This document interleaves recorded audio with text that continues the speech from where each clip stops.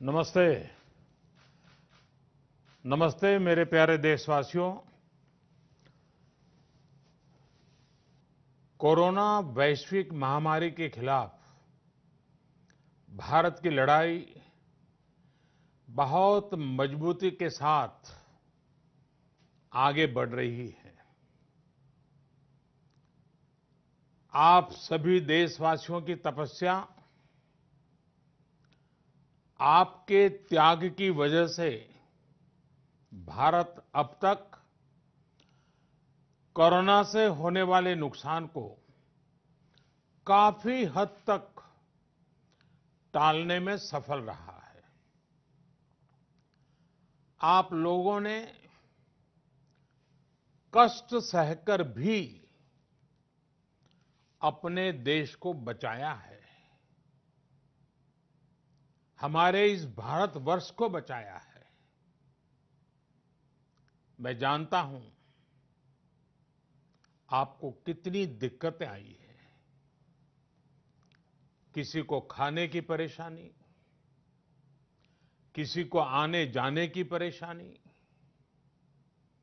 कोई घर परिवार से दूर है, लेकिन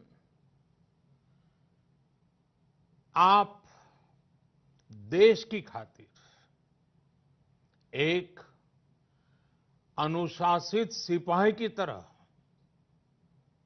अपने कर्तव्य निभा रहे हैं। मैं आप सबको आदरपूर्वक नमन करता हूं। हमारे संविधान में जिस we the people of India, we the people of India की शक्ति की बात कही गई है, यही तो है वो। बाबा साहब डॉक्टर भीमराव अंबेडकर जी की जन्म जयंती पर हम भारत के लोगों की तरफ से अपनी सामूहिक शक्ति का ये प्रदर्शन, ये संकल्प बाबा साहब को सच्ची श्रद्धांजलि है। बाबा साहब का जीवन हमें हर चुनौती को अपनी संकल्प शक्ति और परिश्रम के बलबूते पर पार करने की निरंतर प्रेरणा देता है। मैं सभी देशवासियों की तरफ से बाबा साहब को नमन करता हूं। साथियों, ये देश के अलग अलग हिस्सों में अलग अलग त्योहारों का भी समय है, और वैसे भी भारत तो उत्सवों से भरा रहता है, उत्सवों से हरा रहता है, उत्सवों के बीच खिलखिलाता रहता है। बैसाखी, पोहेला बैशाख, पुथांडू, बोहाग बिहू, बिशु के साथ अनेक राज्यों में नए वर्ष की शुरुआत हुई है। लॉकडाउन के इन बंधनों के बीच मैं देश के लोग जिस तरह नियमों का पालन कर रहे हैं, जितने संयम से अपने घरों में रहकर त्योहार बड़ी सादगीपूर्ण तरीके से मना रहे हैं, ये सारी बातें बहुत ही प्रेरक हैं, बहुत ही प्रशंसनीय है। मैं नए वर्ष पर आपके परिवारजन के उत्तम स्वास्थ्य की मंगल कामना करता हूं। साथियों, आज पूरे विश्व में कोरोना वैश्विक महामारी की जो स्थिति है, हम सब उसे भलीभांति परिचित हैं। अन्य देशों के मुकाबले भारत ने कैसे अपने यहां संक्रमण को रोकने के प्रयास किए, आप इसके सहभागी भी रहे हैं और साक्षी भी। जब हमारे यहां कोरोना का एक भी केस नहीं था, उससे पहले ही भारत ने कोरोना प्रभावित देशों से आने वाले यात्रियों की एयरपोर्ट पर स्क्रीनिंग शुरू कर दी थी। कोरोना के मरीज 100 तक पहुंचे, उससे पहले ही भारत ने विदेश से आए हर यात्री के लिए 14 दिन का आइसोलेशन अनिवार्य कर दिया था। अनेक जगहों पर मॉल हो, थिएटर हो, क्लब हो, जिम हो, बंद कर जा चुके थे। साथियों, जब हमारे यहां कोरोना के सिर्फ 550 केस थे, तभी भारत ने 21 दिन के संपूर्ण लॉकडाउन का एक बहुत बड़ा कदम उठा लिया था। भारत ने समस्या बढ़ने का इंतजार नहीं किया, बल्कि जैसे ही समस्या दिखी, उसे तेजी से फैसले लेकर उसी समय रोकने का भरसक प्रयास किया। साथियों, वैसे एक ऐसा संकट है जिसमें किसी भी देश के साथ तुलना करना उचित नहीं है, लेकिन फिर भी कुछ सच्चाइयों को हम नकार नहीं सकते हैं। ये भी एक सच्चाई है कि अगर दुनिया के बड़े-बड़े सामर्थ्यवान देशों में कोरोना से जुड़े आंकड़े देखें, तो उनकी तुलना में आज भारत बहुत संभली हुई स्थिति में है। महीना डेढ़ महीना पहले कई देश कोरोना संक्रमण के मामले में एक प्रकार से भारत के बराबर खड़े थे। आज उन देशों में भारत की तुलना में कोरोना के केसेस 25 से 30 गुना ज्यादा बढ़ गए हैं। उन देशों में हजारों लोगों की दुखद मृत्यु हो चुकी है। भारत ने होलिस्टिक अप्रोच न अपनाई होती, इंटीग्रेटेड अप्रोच न अपनाई होती,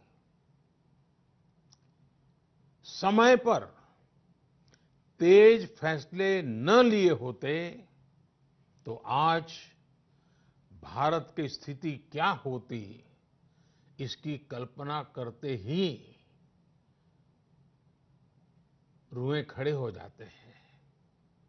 लेकिन बीते दिनों के अनुभवों से ये साफ है कि हमने जो रास्ता चुना है, आज की स्थिति में वही हमारे लिए सही है। सोशल डिस्टेंसिंग और लॉकडाउन का बहुत बड़ा लाभ देश को मिला है। अगर सिर्फ आर्थिक दृष्टि से देखें तो ये महंगा जरूर लगता है, बहुत बड़ी कीमत चुकानी पड़ी है, लेकिन भारतवासियों की जिंदगी के आगे इसकी कोई तुलना नहीं हो सकती। सीमित संसाधनों के बीच भारत जिस मार्ग पर चला है, उस मार्ग की चर्चा आज दुनिया भर में होना बहुत स्वाभाविक है। देश की राज्य सरकारों ने भी स्थानीय स्वराज संस्थाओं की इकाइयों ने भी इसमें बहुत जिम्मेदारी के साथ काम किया है। चौबीसों घंटे हर किसी ने अपना जीमा संभालने के लिए प्रयास किया है और हालत को संभाला भी है। लेकिन साथियों, इन सब प्रयासों के बीच कोरोना जिस तरह फैल रहा है, उसने विश्व भर में हेल्थ एक्सपर्ट्स को और सरकारों को और ज्यादा सतर्क कर दिया है। भारत में भी कोरोना के खिलाफ लड़ाई अब आगे कैसे बढ़े, हम विजयी कैसे हो, हमारे यहां नुकसान कम से कम कैसे हो, लोगों की दिक्कतें कम कैसे करें, इन बातों को लेकर राज्यों के साथ निरंतर चर्चाएं की है। और इन सभी चर्चाओं में से एक बात उभर करके आती है। हर किसी का यही सुझाव आता है, नागरिकों की तरफ से भी यही सुझाव आता है कि लॉकडाउन को बढ़ाया जाए।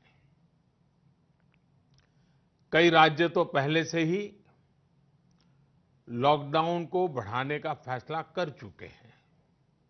साथियों, सारे सुझावों को ध्यान में रखते हुए ये तय किया गया है कि भारत में लॉकडाउन को अब 3 मई तक और बढ़ाना पड़ेगा।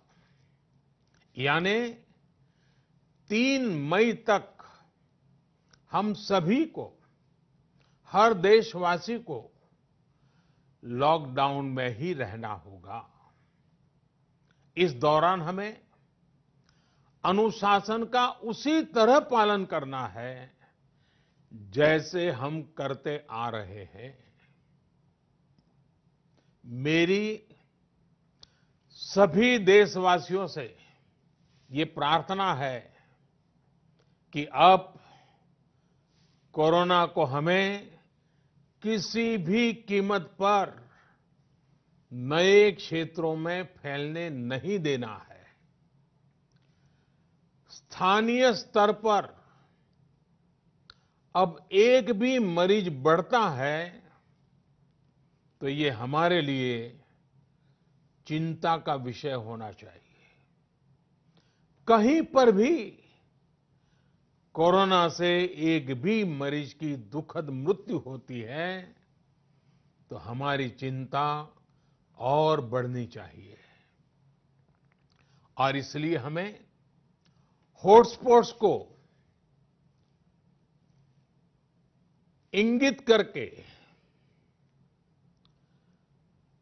पहले से भी ज्यादा, बहुत ज्यादा सतर्कता बरतनी ही होगी। जिन स्थानों के हॉटस्पॉट में बदलने की आशंका है, उस पर भी हमें कड़ी नजर रखनी होगी, कठोर कदम उठाने होंगे। नए हॉटस्पॉट्स का बनना हमारे परिश्रम और हमारी तपस्या को और चुनौती देगा, नए संकट पैदा करेगा। इसलिए अगले एक सप्ताह में कोरोना के खिलाफ लड़ाई में कठोरता और ज्यादा बढ़ाई जाएगी। 20 अप्रैल तक हर कस्बे, हर थाने, हर जिले, हर राज्य को बड़ी बारीकी से परखा जाएगा।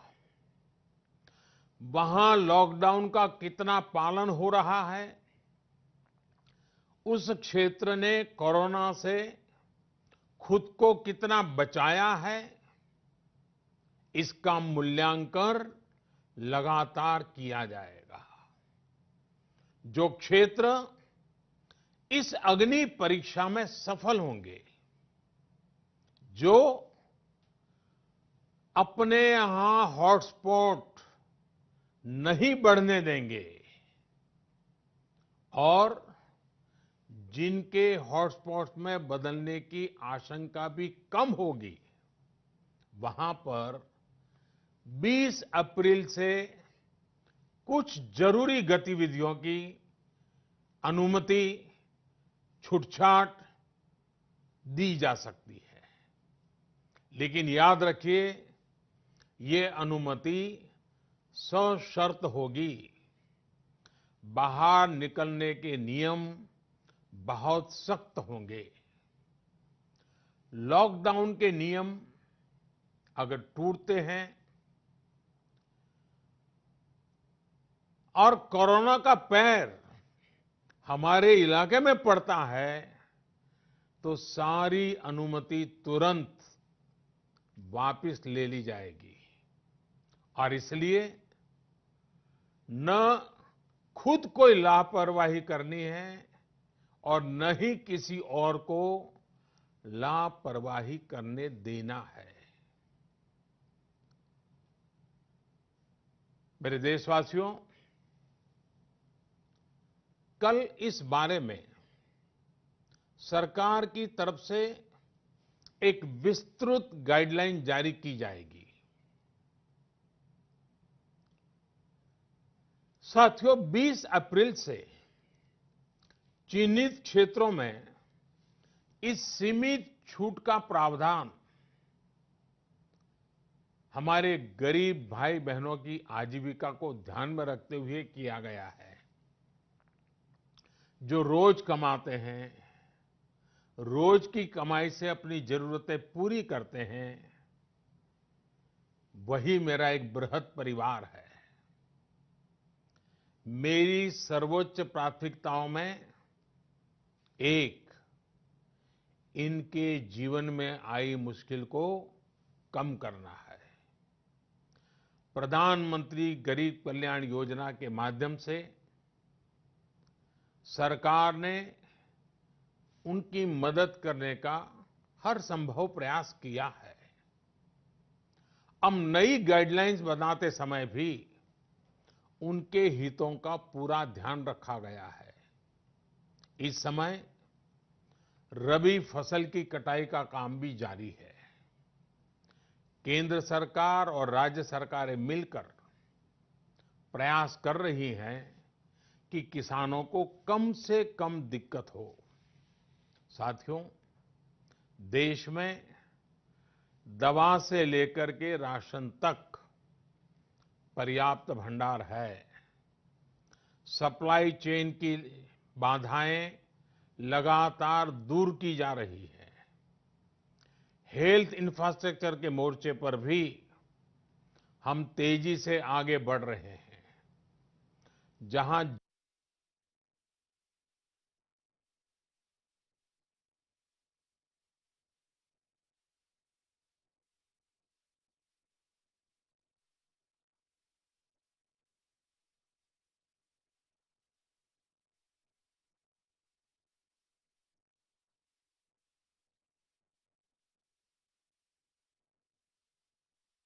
ये कहता है कि कोरोना के 10,000 मरीज होने पर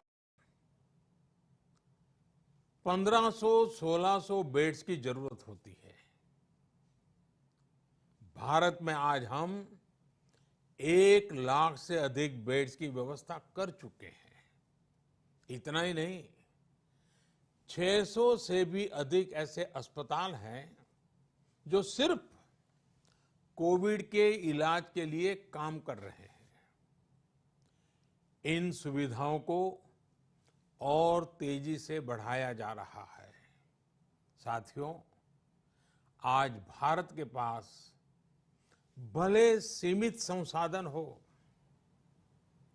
लेकिन मेरा भारत के युवा वैज्ञानिकों से विशेष आग्रह है कि विश्व कल्याण के लिए मानव कल्याण के लिए। मेरे नौजवान साथियों, आप आगे आए। कोरोना की वैक्सीन बनाने का मेरे देश के नौजवान, मेरे देश के वैज्ञानिक बेड़ा उठाएं। साथियों, हम धैर्य बनाकर रखेंगे, नियमों का पालन करेंगे, तो कोरोना जैसी महामारी को भी परास्त करके ही रहेंगे। इसी विश्वास के साथ मेरी बात समाप्त करने से पहले मैं आपका साथ मांग रहा हूं। 7 बातों में आपका साथ। पहली बात, अपने घर के बुजुर्गों का विशेष ध्यान रखें। विशेषकर ऐसे व्यक्ति जिन्हें पुरानी बीमारी हो,